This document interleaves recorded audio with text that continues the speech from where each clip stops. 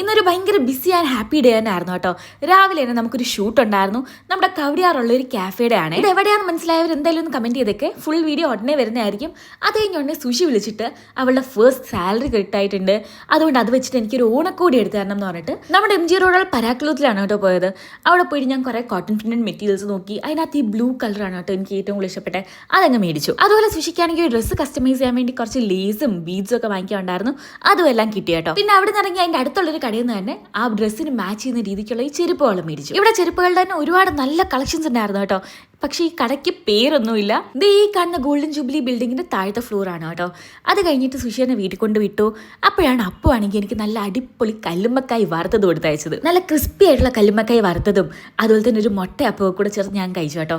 കിഡിലും taste ആയിരുന്നു. നല്ല fresh ആയിട്ടുള്ള കല്ലുമ്മക്കായി ആയിരുന്നു കേട്ടോ. അതുപോലെ തന്നെ അപ്പൂടെ പ്രിപ്പറേഷനിലായപ്പോൾ സംഭവം കിഡിലുമായിരുന്നു.